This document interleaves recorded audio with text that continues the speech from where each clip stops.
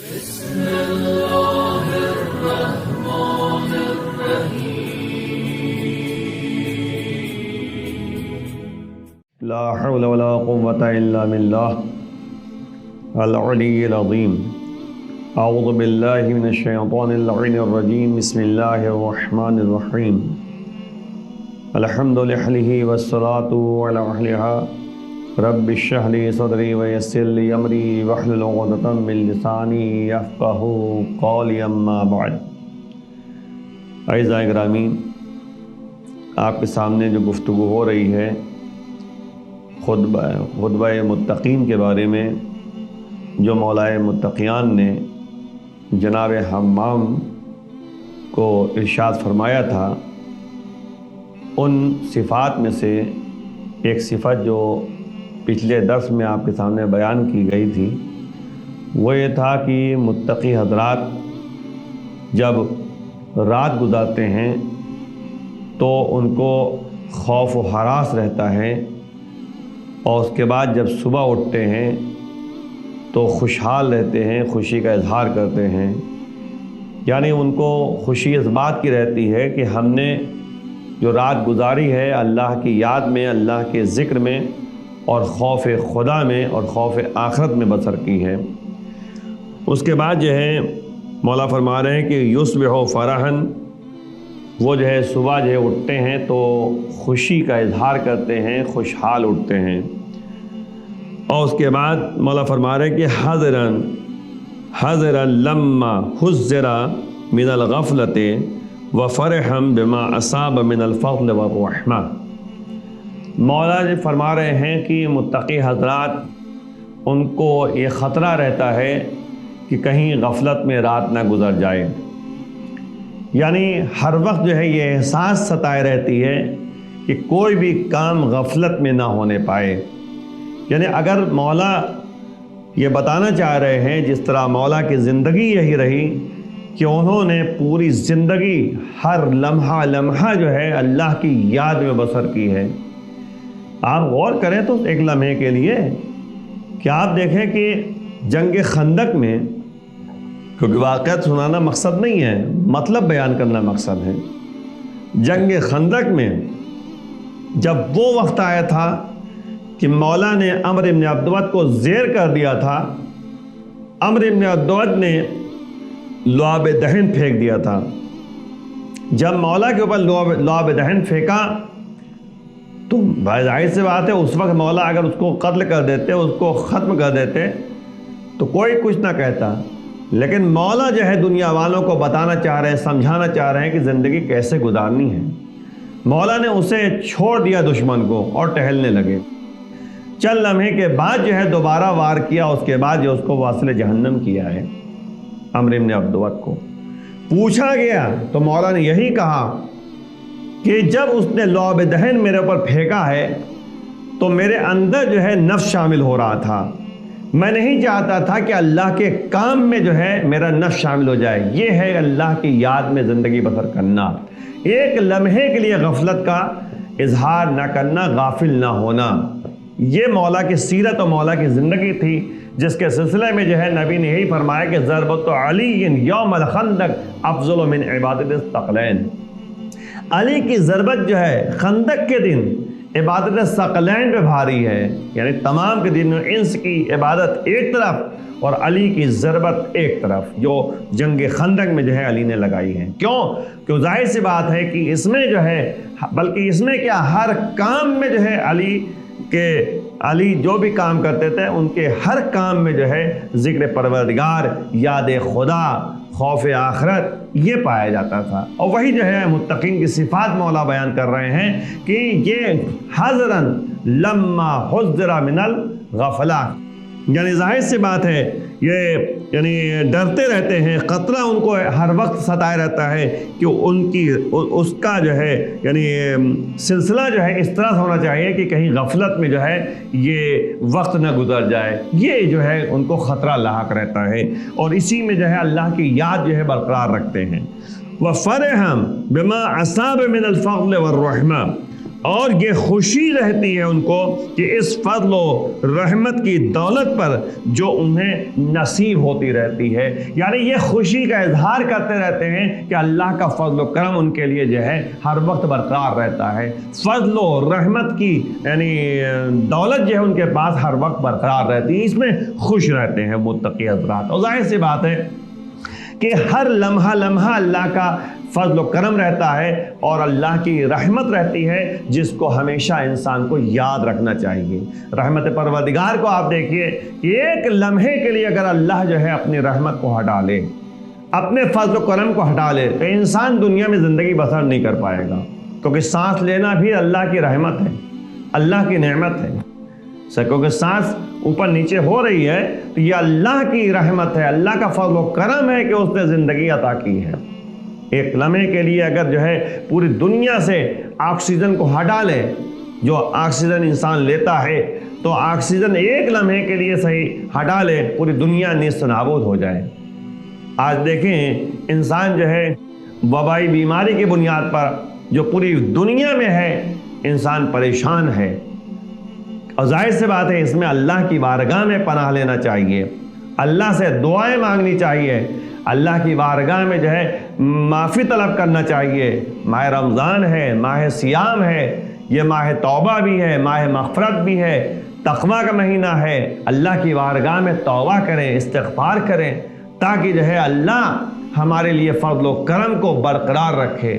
اور یہی مسئلہ ہے کہ آپ دیکھیں کہ متقین کی صفات میں یہ بیان کیا گیا کہ ہر وقت جو ہے وہ خوشی کا اظہار اس وقت کرتے ہیں کیونکہ اللہ کا فضل اور کرم اور اللہ کی رحمت جو ہے ان کے لیے پائیدار رہتی ہے اور برقرار رہتی ہے، یعنی وہ خوشی کا اظہار اس بنیاد پہ کرتے ہیں کہ ہر لمحہ اللہ کی رحمت برقرار ہے۔ اور ظاہر سی بات ہے کیوں نہ ایسا ہو، انسان جو ہے یعنی ماہ رمضان میں دعا مانگتا ہے کہ اللہم اجعلنی من المرحومین ولا تجعلنی من المحرومین، پروردگار جو ہے ہمیں جو ہے مرحومین میں سے قرار دے۔ مرحومین کہتے ہیں جن کے اوپر رحمت پروردگار نازل ہوتی رہے، محرومین میں سے قرار نہ دے۔ محرومین کہتے ہیں کہ جو اللہ کی رحمت سے محروم رہتے ہیں، اللہ کی رحمت ان کے لیے برقرار نہیں رہتی۔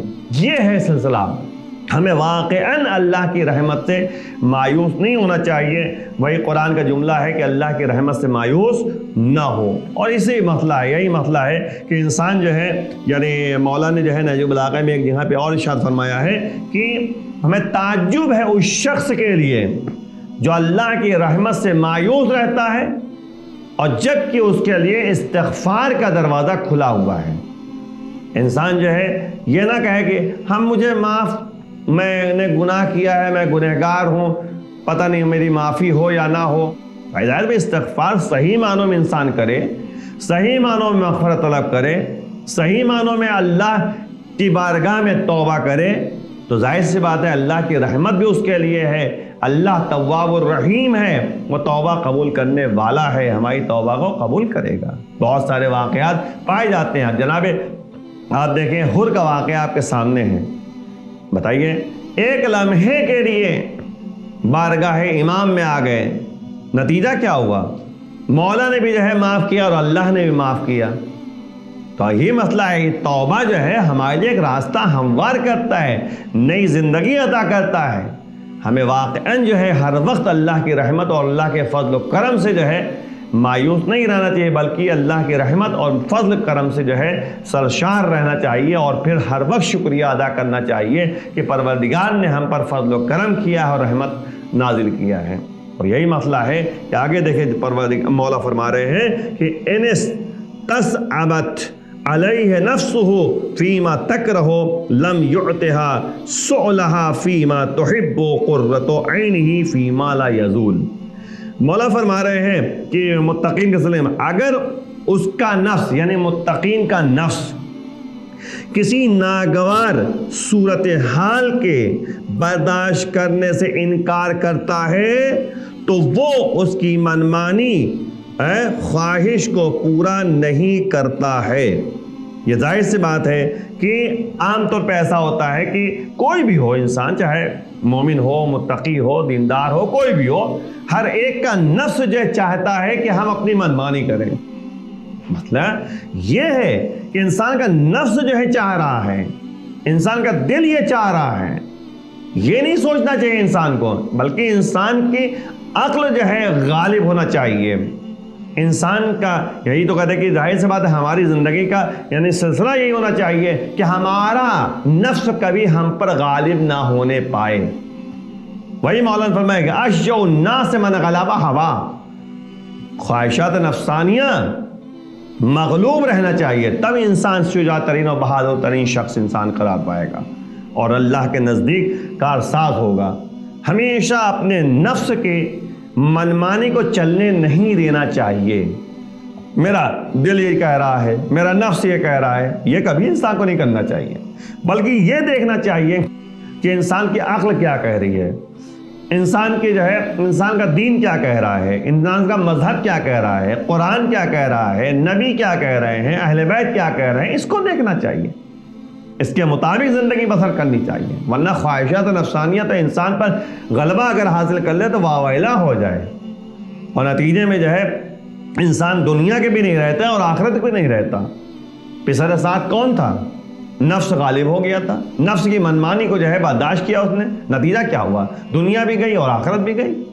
تو اس لیے متقی حضرات وہ ہوتے ہیں کہ اپنے نفس کی غلط طریقے سے منمانی اور خواہشات کو پورا نہیں ہونے دیتے۔ یہ متقین حضرات کی صفات میں سے ایک صفت ہے۔ یعنی یوں سمجھ لیجئے کہ اگر اس کا نفس یعنی متقی کا نفس کسی ناگوار صورتحال کے برداشت کرنے سے انکار کرتا ہے جو وہ اس کی منمانی اور خواہش کو پورا نہیں کرتا ہے، ظاہر سے بات ہے یعنی یوں کہہ دیا جائے کہ متقین حضرات وہ ہوتے ہیں کہ اپنے دین کو دیکھتے ہیں، اپنے خدا کو دیکھتے ہیں، اپنے ایمان کو دیکھتے ہیں، نفس کی منمانی نہیں ہونے دیتے کہ جس سے کہتے ہیں کہ وہ غلط راستے پر قدم اٹھا لیں۔ پھر آگے دیکھیے مولا فرما رہے ہیں کہ اس کی منمانی اور خواہش کو پورا نہیں کرتا ہے، اور پھر جو فرما رہے ہیں وَزَهَادَتُهُ فِيمَا لَا يَبْقَى، اور ظاہر سے بات ہے کہ جب یہ بات سامنے آ گئی کہ اگر اس کا نفس جو ہے کسی ناگوار صورتحال کے برداشت کرنے سے انکار کرتا ہے تو وہ اس کی منمانی خواہش کو پورا نہیں کرتا۔ کون؟ متقی۔ جاودانی نعمتوں میں اس کے لیے آنکھوں کا سرور اور دار فانی کی چیزوں سے بے تعلقی اور بیزاری کرتے رہتے ہیں۔ یعنی کیا مطلب؟ یعنی ایسا ہوتا ہے کہ اگر انسان یہ دیکھے، متقی پرہیزگار یہ دیکھے کہ آخرت میں جو جاودانی نعمت ہے، جو ہمیشہ جو ہے ہمیں نعمت پروردگار سے جو ہے سرشار ہونا ہے، جو جنت میں ملنے والی ہے، تو انسان یہاں کی نعمتوں کو ہیچ سمجھے گا، بیکار سمجھے گا۔ کیوں؟ کیونکہ ہمیں جو ہے اللہ کی نعمت، یہاں کے بھی جو ہے نعمت کو ہمیں قدر کرنا چاہیے، یہاں کی نعمتوں کی قدر کرنا چاہیے، لیکن ہوس رانی نہیں کرنا چاہیے، حرص اور طمع میں جو ہے زندگی بسر نہیں کرنی چاہیے، آرزو طولانی میں زندگی بسر نہیں کرنی چاہیے، بلکہ ہمیں ہماری آرزو رہنے چاہیے، ہمارے لیے حرص اور حریص ہونا چاہیے، ہم حریص بنے تاکہ آخرت میں ہمیں جاودانی زندگی مل سکے۔ ہم فیہا خالدون، ہمیشہ ہم جو ہے جنت میں رہیں، ہمیشہ اللہ کی نعمتوں سے سرشار ہوں، جنت میں جاودانی نعمتوں سے ہم سرشار ہوتے رہیں۔ یہ مین مسئلہ ہے متقی حضرات، ہمیشہ جو ہے جاودانی نعمت میں اس کے لیے آنکھوں کا سرور اور دار فانی کی چیزوں سے بے تعلقی اور بیزاری رہتی ہے۔ یعنی دار فانی کون ہے؟ دنیا۔ دار آخرت کیا ہے؟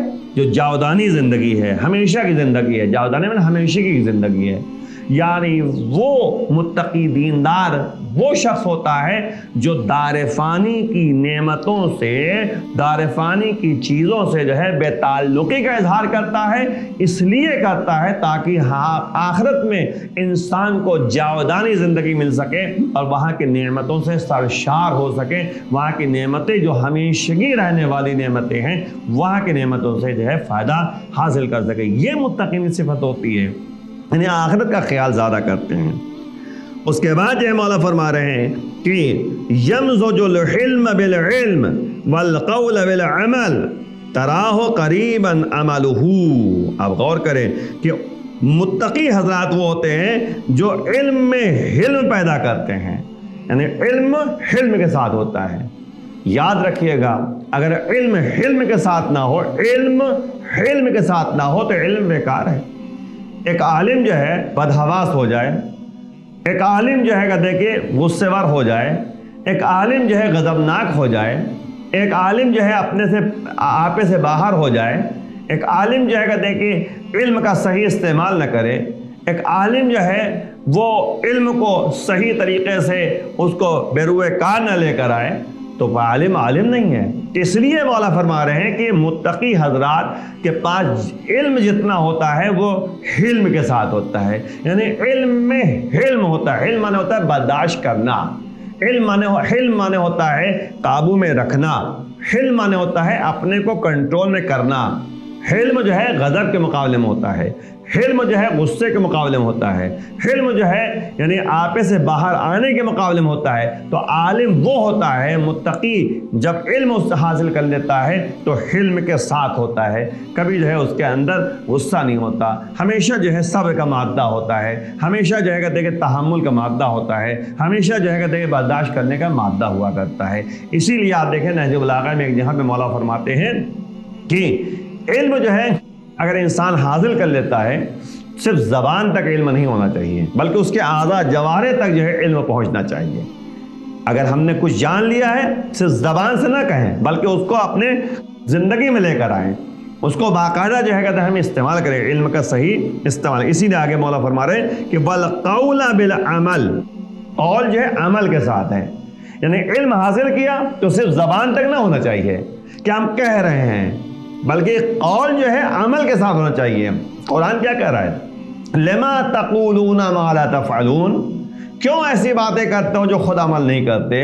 تو قول جو ہے عمل کے ساتھ ہونا چاہیے۔ تو متقی حضرات وہ ہوتے ہیں کہ جو کہتے ہیں وہ عمل کر کے دکھاتے ہیں، جو کہتے ہیں وہ کردار میں نظر آتا ہے، جو کہتے ہیں ان کی سیرتوں میں جو ہے یعنی نمایاں ہوتا ہے، یعنی جو کہتے ہیں وہ باقاعدہ جو ہے ان کی سیرت، ان کے کردار، ان کے عمل، ان کی زندگی میں جو ہے ظاہر ہوتے رہتے ہیں۔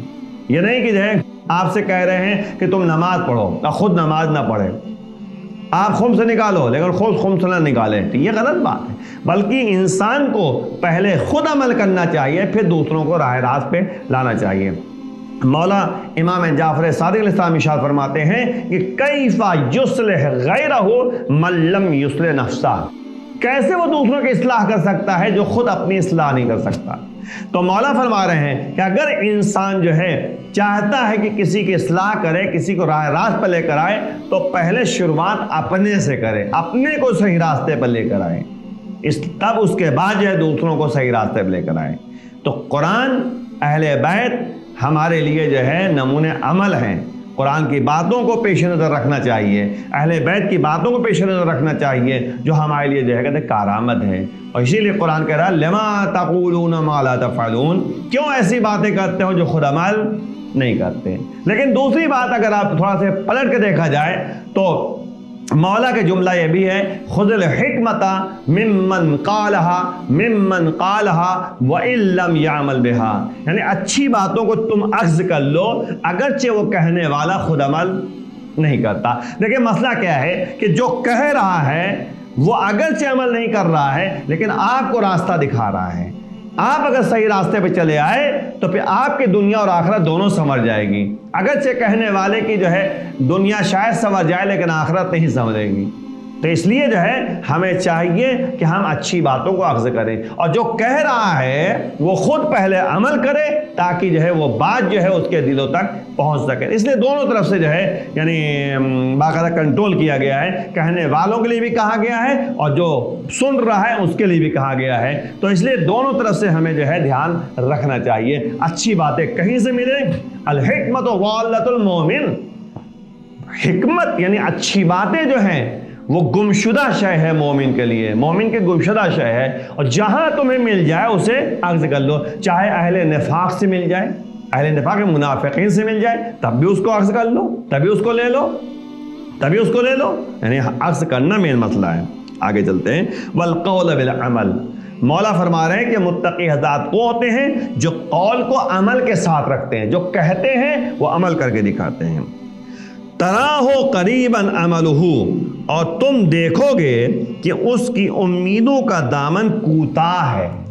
یعنی کیا مطلب ہوا؟ یعنی عمل مانے کیا ہوتا ہے؟ حمزہ سے عمل، ایک عمل ہے عین سے، ایک حمزہ سے عمل ہے۔ عمل مانے ہوتا ہے آرزو۔ تو مولا فرما رہے ہیں کہ تم متقی کو دیکھو گے کہ اس کی آرزویں کوتاہ ہیں، کم ہیں۔ قریباً عملہ، آرزویں ایسی ہوتی ہیں جو بہت قریب ہے کہ اس کو پورا کیا جا سکے، یعنی زیادہ لمبی طولانی جو ہے آرزویں نہیں ہیں، کیونکہ مولا جو ہے دوسری جگہ ارشاد فرماتے ہیں کہ طول العمل تفسد العمل۔ پہلا والا عمل حمزے سے ہے، دوسرا والا عین سے ہے، یعنی اگر آرزویں طولانی ہو گئیں تو عمل برباد ہو جائے گا۔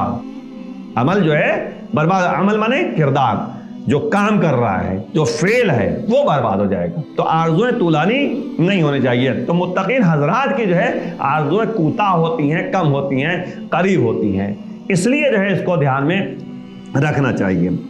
اس کے بعد یہ مولا فرما رہے ہیں کہ قلیلاً ظللہ، اور لغزشیں کم ہوتی ہیں۔ اب اچھا لغزش کسے کہتے ہیں؟ لغزش مانے ہوتا ہے کہ پھسل جانا، زلل مانے ہوتا ہے پھسلنا، جو راستہ چل رہا ہے راستے سے بھٹک جائے، راستے سے پھسل جائے، اس کو کہتے ہیں زلل۔ تو متقین حضرات کا راستہ جو ہے سیدھا راستہ ہوتا ہے، وہ پھسلتے نہیں ہیں، یعنی وہ لغزشیں کم ہوتی ہیں۔ اگر ذرا سے کہیں لغزش ہوئی تو اللہ کی بارگاہ میں متوجہ ہو کر فوراً جو کہتے کہ اللہ کی بارگاہ میں استغفار کر لیتے، توبہ کر لیتے ہیں۔ لیکن یہ نہیں ہونا چاہیے کہ مستقل جو ہے پھسلتا رہے، مستقل جو ہے راہ راستے ہٹتا رہے، نہیں۔ تو ان کی آرزویں جو ہیں کم ہوتی ہیں، لغزشیں کم ہوتی ہیں۔ خاشعا قلبہ قانعہ قانعتا نفسہ، یعنی دل اس کا جو ہے متواضع رہتا ہے، خشوع و خضوع رہتا ہے، ہمیشہ جو ہے دل جو ہے جھکا رہتا ہے اللہ کی بارگاہ میں، یعنی اکڑ کے نہیں چلنا ہے، صرف اور صرف بارگاہ معبود میں خشوع و خضوع کے ساتھ زندگی بسر کرنی ہے۔ خشوع و خضوع مانے ہوتا ہے کہ اللہ کے سامنے اپنے کو کمتر سمجھنا، کبھی جو ہے اپنے کو سینہ تان کے نہ چلنا کہ ہم بہت بڑے ہو گئے، پیسہ بہت مل گیا، جیسے کہتے ہیں وہ تھا فرعون تھا، جیسے قارون تھا، یہ سب جو ہے پیسے والے تھے، لیکن نتیجہ کیا ہوا؟ نتیجہ یہ ہوا کہ اللہ وہی قرآن میں کہہ رہا ہے پروردگار کہ ہم نے یعنی ہر قوم میں جو ہے رسول ایک کے بعد ایک رسول ہم نے بھیجا تاکہ ان کی اصلاح کرے، تاکہ ان کو ہدایت کا راستہ دکھائیں، لیکن کچھ لوگ ایسے نظر آئے جنہوں نے جو ہے جھٹلایا، تکذیب کیا ہے رسولوں کی، تکذیب کیا ہے یعنی انبیاء کی، تکذیب کیا ہے، جھٹلایا ہے یعنی دین کی، ایمان کی، اور نتیجے میں اللہ کو جھٹلایا ہے۔ کوئی ظاہر ہے جب رسول کو جھٹلائے گا انسان تو وہ اللہ کو جھٹلا رہا ہے، تو نتیجے میں پروردگار کہہ رہا ہے کہ ہم نے ایک کے بعد ایک جو ہے عذاب ان کے لیے مقرر کر دیا۔ آپ دیکھیں جناب نوح کی قوم پر عذاب نازل ہوا، جناب لوط کی قوم پر عذاب نازل ہوا، جناب کہتے ہیں ہود کی قوم پر عذاب نازل ہوا، جناب موسیٰ کی قوم پر عذاب نازل ہوا۔ ظاہر سی بات ہے کہ فرعون کے لشکر جتنے بھی تھے سب دریائے نیل میں غرق ہو گئے۔ واقعات آپ کے ذہن میں کہ نتیجہ کیا نکلا؟ کیونکہ انہوں نے رسول کو جھٹلایا تھا، کیونکہ انہوں نے جو ہے نبی کی بات نہیں مانی تھی، اللہ کی بات نہیں مانی تھی۔ تو وہی مولا فرما رہے ہیں کہ خاشعا قلبہ، اس کا دل جو ہے متواضع اور خاشع رہتا ہے، خشوع اور خضوع پایا جاتا ہے، ہمیشہ اس کا دل جو ہے یعنی اللہ کے سامنے جھکا رہتا ہے، ہمیشہ جو ہے انسان اپنے کو کمتر سمجھتا ہے۔ اور اس کے بعد مولا فرمانے قانعتا نفسہ، اور نفس قانع رہتا ہے۔ دیکھیں قناعت پسندی ایک ایسی چیز ہے، مولا نے فرمایا کہ قناعت ایک ایسا سرمایہ ہے جو کبھی ختم نہیں ہونے والا۔ قناعت کہتے کسے ہیں؟ قناعت مانے ہوتا ہے کہ جتنا انسان کے پاس ہے اسی پر جو ہے شکر پروردگار ادا کر کے اسی میں واقع رہنا، ہوس رانی نہیں ہونا چاہیے، آرزو طولانی نہیں ہونا چاہیے۔ میں ٹھیک ہے جتنی چادر ہو اتنے ہی پیر پھیلائے، کہتے نہیں ہے جتنی چادر ہو اتنا ہی پیر پھیلانا چاہیے، ورنہ جو ہے پیر یعنی پھیلائیے گا تو چادر تو چھوٹی ہے۔ اس لیے جو ہے جتنا پیسہ ہو، جتنی دولت ہو، اسی پر قانع رہ کر اللہ کا شکر ادا کرنا چاہیے، پھر اللہ جو ہے اس میں برکت بھی دیتا ہے، اللہ اس میں جو ہے باقاعدہ برکتیں نازل کرتا ہے، سکون سے انسان زندگی بسر کر سکتا ہے، سکون سے انسان رہ سکتا ہے۔ آگے مولا فرما رہے ہیں کہ منظوراً عقلہ، اور غذا ان کا جو ہے کم ہوتا ہے۔ یعنی کیا مطلب؟ یعنی بہت زیادہ نہیں کھاتے ہیں کہ پتہ لگا کہ جو ہے پیٹ پہ پیٹ کھاتے چلے گئے، بھوک نہیں ہے پھر بھی کھاتے چلے جا رہے ہیں، 24 گھنٹے میں جو ہے جانوروں کی طرح جو ہے کھاتے چلے جا رہے ہیں، ایسا تھوڑی نا مطلب ہے۔ حساب سے انسان کو کرنا چاہیے۔ ہر اللہ نے انسانوں کو عقل جیسی نعمت سے نوازا ہے۔ یہ الگ مسئلہ ہے کہ جانور بھی کھاتا ہے، ہم انسان بھی کھاتا ہے، جانور بھی جگہ دے کہ زائد بار پانی پیتا ہے، ہم بھی پانی پیتے ہیں، لیکن پانی پینے کا ڈھنگ الگ ہے اور کھانا کھانے کا ڈھنگ الگ ہے۔ تو اس لیے جو ہے جانوروں سے امتیاز اس کو حاصل ہے انسانوں کو، کہ انسانوں کا کھانے کا ڈھنگ، بیٹھنے کا ڈھنگ، ہر طریقے سے پروردگار کیا کرا ہے کہ ہم نے جو ہے ان کو طیب و طاہر غذا عطا کی ہے نا، رزق طیب، پاک و پاکیزہ غذا دیا ہے۔ اور جب اللہ نے پاک و پاکیزہ غذا دیا ہے تو ہمیں جو ہے پاک و پاکیزہ غذا کی طرف جو ہے گامزن ہونا چاہیے، رزق حرام کی طرف جو ہے قدم نہیں اٹھانا چاہیے۔ تو وہی مولا فرما رہے ہیں کہ منظوراً اکلہ، ان کا کھانا جو ہے کم ہوتا ہے، وہ کم کھاتے ہیں۔ یہ نہیں کہ جائے گا کہ وہ پرخوری کرتے رہیں ہے نا، کھانا پیٹ بھر گیا پھر بھی کھاتے چلے رہے، ارے کیا کہنا، کیا خبر، بہترین کھانا بنا ہوا ہے، کتنا بہترین جگہ دیکھی، یعنی کتنی بہترین جگہ دیکھی بریانی بنی ہوئی ہے، کتنی بہترین روٹی بنی ہوئی ہے، انسان کھا رہا ہے تعریفیں کر کر کے۔ تو یہ تھوڑی نا مطلب ہے، انسان کو اتنا ہی جو ہے اپنے نفس اپنے پیٹ میں رکھنا چاہیے، اتنا ہی کھانا چاہیے جس سے جو ہے انسان قوت لا یموت کی منزل ہونا چاہیے، کہ انسان کھائے اتنا کھائے کہ موت نہ آئے۔ بلکہ ایک جملہ آخر میں کہتا چلوں کہ کچھ لوگ ہوتے ہیں جو جینے کے لیے کھاتے ہیں اور کچھ لوگ ہوتے ہیں جو کھانے کے لیے جیتے ہیں۔ تو ہمیں جو ہے مولا کے اس قول کے مطابق دیکھنا چاہیے کہ یعنی اپنے پیٹ کا خیال کرنا چاہیے۔ مولا نے یہی کہا کہ اپنے پیٹ کو 3 حصوں میں تقسیم کرو، ایک جو ہے کھانے کے لیے، ایک پانی کے لیے اور ایک ہوا کے لیے۔ آخر میں بارگاہ معبود میں دعا کرتے ہیں، پروردگار بحق زہرا و ابیہا و بالہ و بنیہا ہمارے گناہوں کو معاف فرما، جو افراد پریشان ہیں ان کی پریشانی دور فرما، پروردگار امام کے اعوان انصار میں شمار فرما، امام کے ظہور میں تعجیل فرما۔ وآخر دعوانا الحمدللہ رب العالمین۔